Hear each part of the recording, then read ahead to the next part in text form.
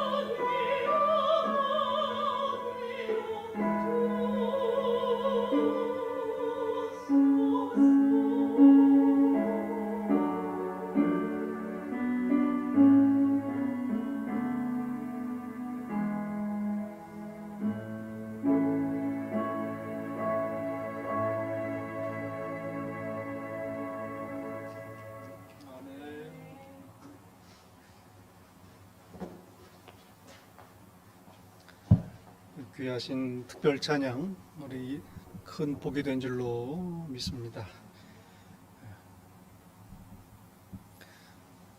신학자이며 탁월한 설교자이신 윌리엄 윌몬 목사님이 계십니다. 지금은 은퇴하시고 그 노스캐롤라이나의 듀크 대학에서 신학생들을 가르치고 계시는 감리교 목사님이십니다. 이 목사님이 젊은 목사님 시절 때 교회 성도 한 분의 친척이 갑자기 돌아가셨습니다. 교인은 아니었지만 이 윌몬 목사님은 사모님이랑 같이 그분의 장례식에 참석을 하게 됐습니다. 장례식이 시작되고 그 장례식이 열렸던 작은 침례교회에 목사님께서 두 팔을 흔들면서 아주 열정적으로 설교를 하셨답니다. 우리의 친구였던 조 형제께서는 이제 세상을 떠났습니다. 살아생전에 하고 싶었던 일들이 많았을 겁니다. 그러나 이제 너무 늦었습니다. 죽었습니다. 믿음 생활을 제대로 하고 싶었을 겁니다. 하지만 이제는 돌이킬 수 없습니다. 다 끝났습니다. 목사님의 설교는 거기서 멈추지 않았습니다. 하지만 여러분에게는 아직 기회가 있습니다. 나도 언제 갑자기 죽을지 모릅니다. 언제까지 미루시겠습니까? 여기 누워있는 조 형제는 너무 늦었지만 여러분은 아직 기회가 있습니다. 깨어 정신을 차리고 지금 예수님께로 나오십시오. 이 설교를 하셨습니다. 이 윌몬 목사님 말씀이 얼마나 불편했는지 모른다. 슬픔에 잠긴 가족들 앞에서 어떻게 그렇게 설교할 수가 있나? 최악의 설교다. 정말 부적절하고 사람을 불편하게 하는 잘못된 저질 설교다. 나는 절대로 그런 설교는 하지 않겠다. 돌아오는 차 안에서 이렇게 사모님에게 흥분하며 얘기를 했다는 겁니다. 조용히 듣고 있던 사모님 맞장구를 치면서 정말 불편하고 매정하고 적절치 못한 설교예요. 문제가 심각한 설교입니다. 그리고 한마디를 더 붙였답니다. 그런데 정말 심각한 건 틀린 말이 하나도 없다는 겁니다.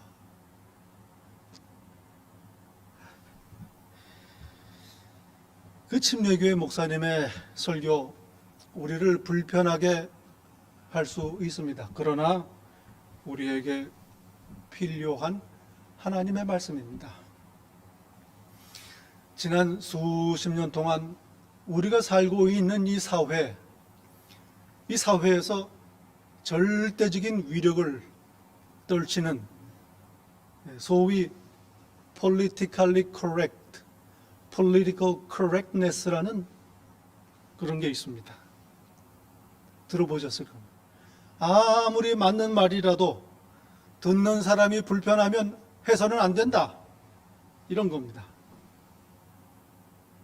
만약에 그렇게 말을 하는 사람이 있다면 편협한 사람이다, 혐오주의자다, 이렇게 몰아가는 겁니다. 어떤 사람이든 무슨 말이든 당신의 얘기는 politically incorrect, 점잖지 못하다, 이렇게 얘기하면 꼼짝 못하게 그렇게 사회가 되어버렸습니다. 예수님께서도 그렇게 해서 십자가에 돌아가셨습니다. 당시 종교 권력자들이 불편하게 여겼기 때문입니다. 이 세상은 오늘도 자기들 생각과 다르면 그렇게 판단하고 정죄합니다. 성경은 말씀합니다. 예수님께서 다시 오시어 이 세상을 심판하신다. 악한 자들은 지옥불에 던지시고 성도들은 하나님의 나라로 영접하신다. 이 세상이 불편해하는 이야기입니다. 그래서 교회를 편협한 혐오 집단이다, 이렇게 이름을 붙이고 정죄를 하는 겁니다. 그러나 이 세상이 꼭 들어야 하는 말씀입니다. 사람들이 불편해하는가, 이게 문제가 아니고 마지막 심판이 있다는 게 정말 문제입니다. 탈무드에 나오는 이야기입니다. 안토니누스라는 이름을 가진 어떤 분이 랍비에게 이렇게 말을 했습니다. 선생님, 마지막 날에 사람은 심판을 피할 수도 있지 않겠습니까? 몸은 영혼 때문에 죄를 지었다. 영혼이 없어봐라. 나는 그냥 흙덩어리에 불과하다. 이렇게 핑계대면 되고, 또 영혼은 내가 몸이 없어 나와보니 얼마나 자유로운가 하면서 몸을 핑계대면 이 사람은 죄의 심판을 면할 수 있지 않겠습니까? 이렇게 짓궂은 질문을 했다는 것이죠. 그저 랍비는 이렇게 비유를 들어서 대답을 합니다. 어느 왕에게 과수원이 있었다. 장님과 안진뱅이, 이 두 사람이 이 과수원을 돌보았다. 하루는 안진뱅이가 장님에게 자네가 나를 업고 가서 무화과를 같이 따서 먹자. 그렇게 두 사람은 무화과를 따먹었습니다. 후에 왕이 과수원에 와서 물었습니다. 누가 내 아름다운 무화과를 먹었는가? 그러자 안진뱅이가 저는 다리가 없지 않습니까? 또 장님은 저는 앞이 안 보이지 않습니까? 이렇게 서로 핑계를 댔다는 겁니다. 누구를 벌을 줘야 되겠습니까? 왕은 장님이 안진뱅이를 없게 만든 다음에 그 다음에 두 사람 다 벌을 줬다는 겁니다. 하나님의 심판도 이와 같다. 하나님께서 마지막 날 심판 날에 영혼과 우리의 몸을 다시 합치셔서 심판하실 거다. 얼마나 지혜로운 설명인지 모르죠. 우리 성경은 몸의 부활을 말씀합니다. 영혼만 심판대에 서는 게 아닙니다. 잠자는 자들이 다 일어납니다. 누구도 하나님의 심판을 피할 수 없습니다. 진실은 불편하다.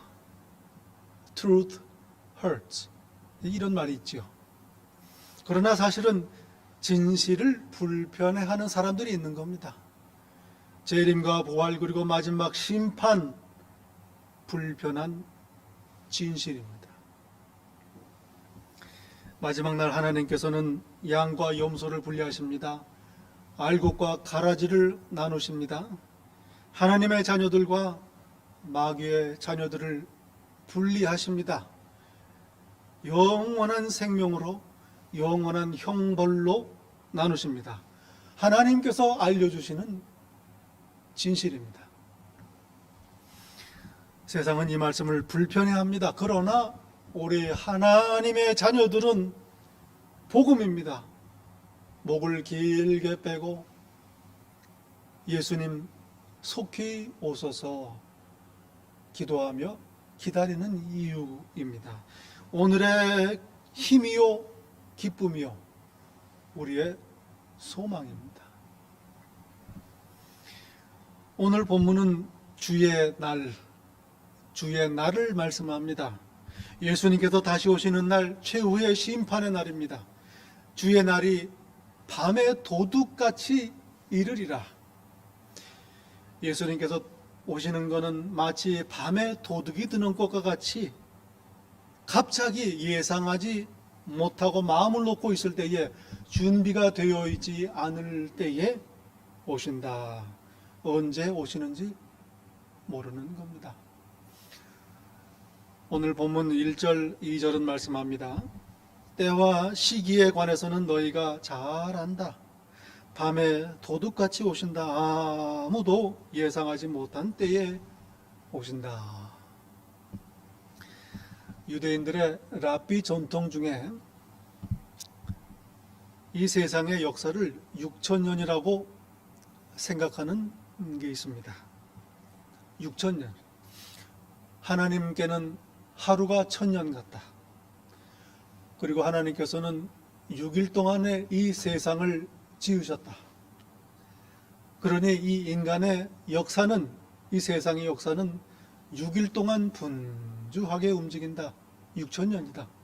그리고 하나님께서 제7일에 일곱째 날에 안식하신 것처럼 6,000년이 지나면 메시아 그리스도께서 오셔서 다스리신다. 이렇게 생각을 하는 겁니다. 아담과 하와를 지으신 다음부터 2000년 동안 혼돈의 시대, 그리고 아브라함부터 제2성전 헤롯 성전이 무너지기까지가 2000년 율법의 시대, 그리고 제2성전이 무너진 다음부터 메시아가 오실 때까지 2000년이 기다리는 시기다. 이렇게 이해를 하는 겁니다. 제2성전이 파괴된 게 주후 70년입니다. 이런 식으로 계산하면 이제 50년 남았습니다. 그런데 유대인들의 달력은, 저희 달력은 금년에 2020년입니다.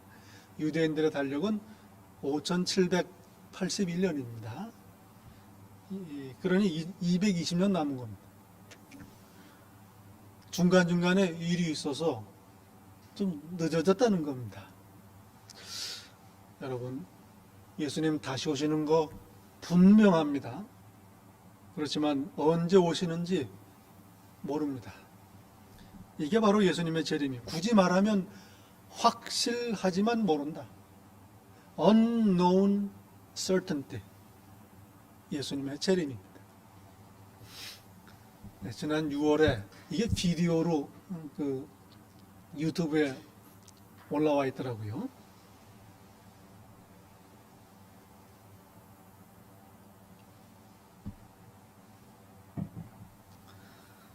지난 6월 달에 플로리다의 한 여성이 병원 현관 바로 앞에 주차장에서 선체로 아이를 낳습니다. 진통이 오고 양수가 터져서 남편이 급하게 차를 몰고 병원으로 달렸는데, 주차장에서 나와서 현관에 들어오기 전에 그새를 못 참고 이 아기가 나와버린 거예요. 아기는 분명히 나옵니다. 확실합니다. 그러나 언제 나올지 아무도 모르는 거예요. 제가 둘째를 낳을 때 제 아내가 진통하는 동안에 계속 옆에서 기다리다가 오후가 늦게 돼서 잠깐 배가 고파서 햄버거 하나 사 먹고 와야지, 그러고 나갔다 왔더니 나왔어요. 이 두고두고 얼마나 아쉬운지 몰라요. 이런 겁니다. 3절의 말씀대로 예수님의 재림은 임신한 여자에게 해산의 고통이 이름과 같이 갑자기 이르는 겁니다. 그러니 몇 년, 몇 월, 며칠에 오신다. 이거 의미가 없는 이야기입니다. 또한 지금 세상을 봐라. 얼마나 악한가. 예수님이 오실 때가 다 됐다. 지금 하나님께서 심판하실 때다. 이렇게 말하는 것도 아닙니다. 그게 크로노스의 시간이든 카이로스의 시간이든 우리는 알 수 없는 겁니다. 예수님이 밤에 도둑과 같이 오신다. 이거는 갑자기 오신다는 말씀인 동시에 나쁜 일이라는 말씀입니다. 도둑이 밤에 온다? 빼앗고 해치고 죽이는 겁니다. 그러므로 예수님의 재림은 충격입니다. 아무도 피하지 못할 재앙입니다. 3절에 말씀합니다. 그들이 평안하다 안전하다 할 그때에 멸망이 갑자기 그들에게 이르리니. 두려운 일입니다. 구약 성경 사사기를 보면 12지파 중에 하나인 단 지파가 새 땅을 찾아서 이주하는 이야기가 나옵니다. 가나안 땅에 들어가서 자리를 잡았는데 주위에 있는 블레셋 족속 때문에 살 수가 없는 겁니다.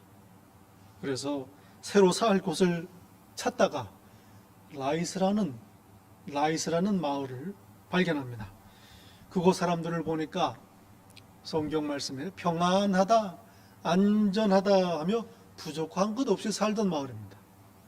단 지파 자손들은 한가하게 걱정이 없이 지내는 이 마을을 갑자기 공격해서 점령하고 그곳을 자기 땅으로 만들어 살게 됩니다.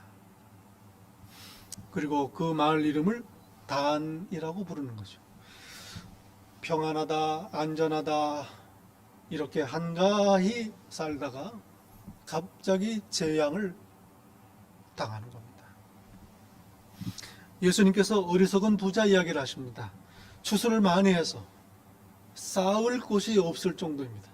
얼마나 기뻤겠습니까? 자, 이제 먹고 마시고 즐거워하자. 평안하고 안전하게 천년 만년 살 것 같습니다. 그런데 하나님께서 그날 밤에 그 부자의 영혼을 다시 찾아가십니다. 다 허사가 되는 겁니다. 여러분 아마 콘스탄틴 황제 이름을 들어보셨을 겁니다. 기독교를 인정했던 로마의 왕 아니겠습니까? 이 어머니가 예수님을 영접하고 아주 신실한 기독교 신자가 됐습니다. 그리고 이 콘스탄틴 자신도 놀라운 하나님의 역사를 경험합니다. 그래서 예수님을 믿습니다. 기독교를 인정을 합니다. 그런데 세례는 안 받고 끝까지 버티다가 임종 죽기 직전에 세례를 받았다는 것.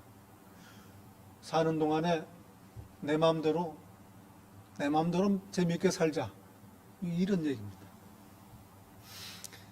가슴이 철렁하지요. 만약에 그러다가 갑자기 죽었으면 어떡하겠습니까? 예수님이 갑자기 오셨으면 어떡하겠습니까?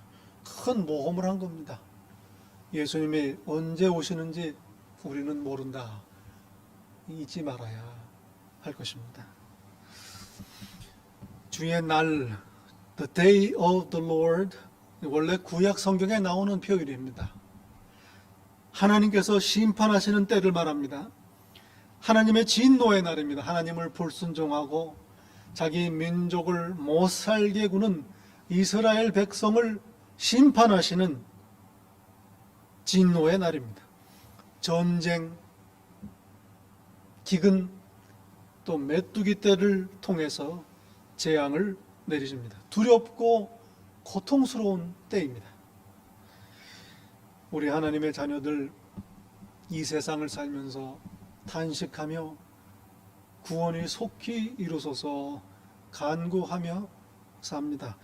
하나님을 대적하는 악한 자들이 하나님의 자녀들과 함께 섞여 있기 때문입니다. 예수님께서 속히 오셔야 합니다. 이 세상의 악한 자들을 심판하셔야 하는 겁니다. 그러나 하나님의 심판은 단지 우리 때문만은 아닙니다. 우리가 탄식하고 고통을 당합니다. 그러나 자기 자녀들의 고통, 탄식을 가슴 아파하시는 아버지 하나님의 진노입니다. 오래 참으십니다. 당장이라도 자기 자녀들 교회를 더 이상 고난으로부터 구하시기 위해 심판하기 원하십니다. 그러나 참으십니다. 기다리십니다. 한 사람이라도 더 회개하고 돌아오기를 기다리는 사랑의 하나님이십니다. 그러나 때가 되면 심판하십니다. 마치 때가 되어 아들을 이 땅에 보내셨던 것처럼 하나님의 때가 되면 그리스도께서 다시 오십니다. 진노의 날입니다. 마지막 심판의 때입니다. 여러분, 이 심판과 구원 같이 갑니다. 마치 동전의 양면과도 같습니다. 한쪽을 보면 심판이고 뒤집어서 보면 구원입니다. 다른 아이가 내 아이를 못 살게 굴어요. 부모의 마음이 얼마나 아픕니까? 그래서 그 아이를 잡아서 야단을 칩니다. 그 아이에게는 심판의 날입니다. 자기 아이에게는 구원의 날입니다. 이와 같이 마지막 심판은 우리 하나님의 자녀들의 구원이요 최후의 승리 소망입니다. 성경은 이렇게 표현합니다. 하나님의 날이 임하기를 바라보고 간절히 사모하라. 그 날에 하늘이 불에 타서 풀어지고 물질이 뜨거운 불에 녹아지려니와 우리는 그의 약속대로 의가 있는 곳인 새 하늘과 새 땅을 바라보도다. 그들은 하나님의 백성이 되고 하나님은 친히 그들과 함께 계셔서 모든 눈에 눈물을 닦아주시니 다시는 사망이 없고 애통하는 것이나 곡하는 것이나 아픈 것이 다시 있지 아니하리니 처음 것들이 다 지나갔음이라라. 하나님의 나라입니다. 5절에서 말씀합니다. 그 날이 너희에게는 도둑같이 임하지 못하리니 너희에게는 그 날이 도둑같이 임하지 않는다. 우리 하나님의 자녀들에게는 주의 날은 재앙과 멸망의 날이 아니라 오히려 항상 주와 함께 있게 되는 구원의 완성이요 최후의 승리입니다. 세상은 심판을 받습니다. 죽은 자나 살아있는 자나 다 그리스도 안에서 공중으로 끌어올려 항상 주와 함께 있게 되는 겁니다. 여러분, 하나님의 자녀들과 마귀의 자녀들이 이 땅에 함께 섞여 있습니다. 마지막 날에 하나님께서 당신의 자녀들을 어떻게 구분하시고 따로 모으시겠습니까? 사람들이 많이 모였는데 너무 재밌는 일이 있어서 다들 정말 배꼽 빠지게 웃었답니다. 그런데 사람들 배꼽이 다 빠져가지고 이 바닥에 다 떨어졌는데 거기까지는 좋은데 문제가 생겼어요. 어느 게 누구 배꼽인지 알 수가 없습니다. 갖다 다시 붙여야 되는데 어떻게 찾겠느냐? 옷핀으로 찔러봤을 때 소리 지르는 사람 거랍니다. 그렇게 이제 갖다가 찾아주면 돼요. 5절에서 말씀합니다. 너희는 빛의 아들이요 낮의 아들이라. 우리는 빛에 속한 사람이라 이 말씀입니다. 성경은 구원받은 하나님의 자녀들을 빛의 자녀들이라 그렇게 부릅니다. 참 빛이신 예수님께 속한 사람들입니다. 예수님을 모으신 마음에 모으신 사람들, 하나님께서 우리 안에 계신 예수님을 보시고 우리를 구별하시는 겁니다. 하나님의 나라로 맞아들이시는 겁니다. 여러분, 잘 기억해야 합니다. 너희는 빛의 자녀가 되라 이런 말씀 안 하십니다. 내가 너희를 빛의 자녀 삼았다. 너희는 빛의 자녀다 알려주시는 겁니다.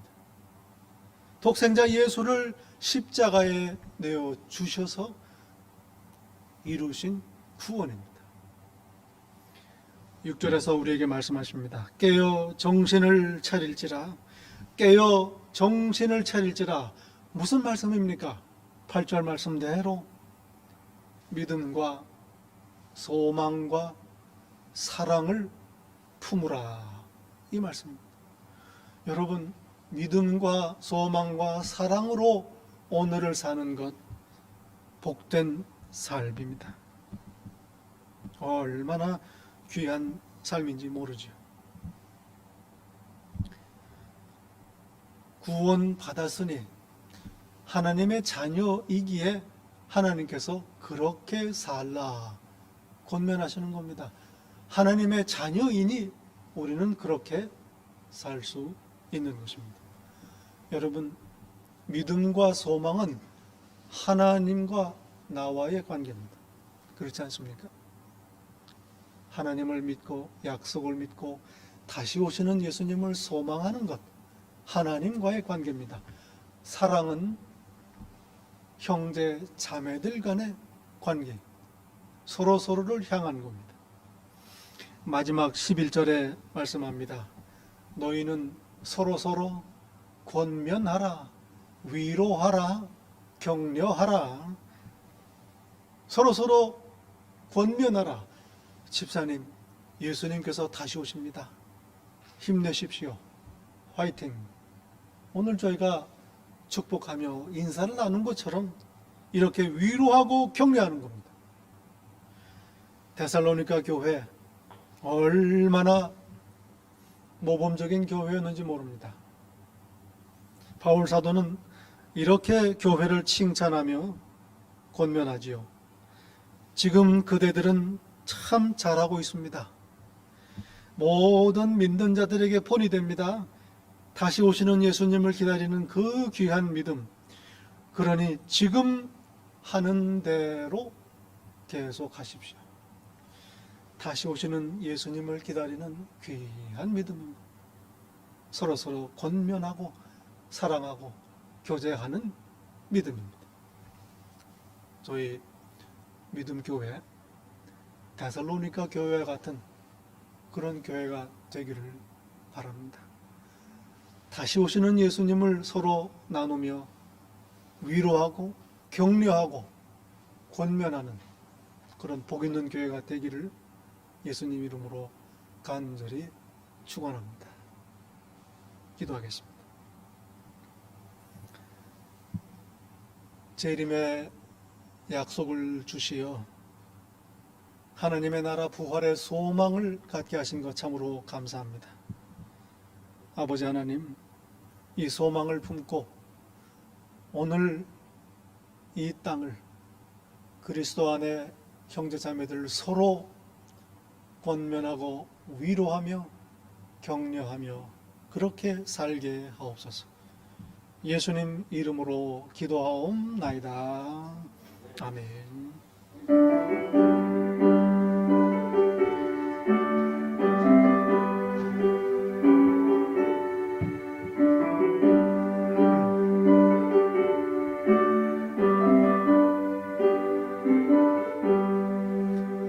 대산을 넘어 한국에 가도 빛 가운데로 걸어가며 주께서 항상 지키시기로 약속한 말씀 변치 않네.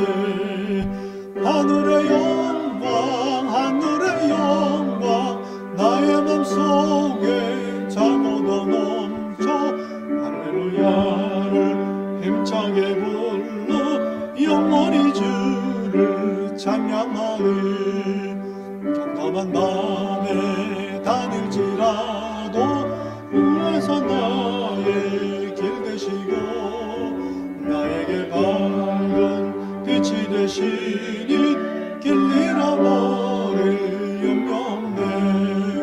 하늘의 영광, 하늘의 영광, 나의 맘속에 차고도 넘쳐 할렐루야를 힘차게 불러 영원히 주를 찬양하리.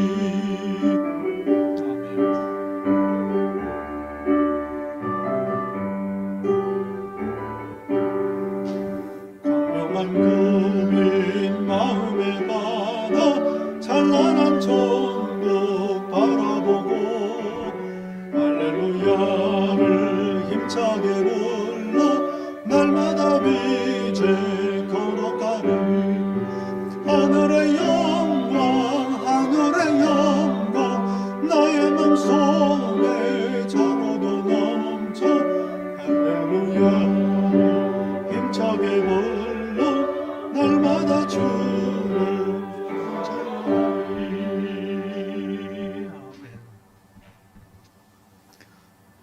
이제는 하나님의 말씀을 받아 다시 오시는 예수님을 소망하며 그 소망으로 서로를 위로하며 오늘을 승리하기로 다짐하며 소원하는 이 자리에 머리 숙인 당신의 자녀 한 사람 한 사람 위에 우리 주 예수 그리스도의 은혜와 아버지 하나님의 사랑과 성령님의 교통하심이 다시 오시는 그 날까지 항상 함께 있을지어다. 아멘.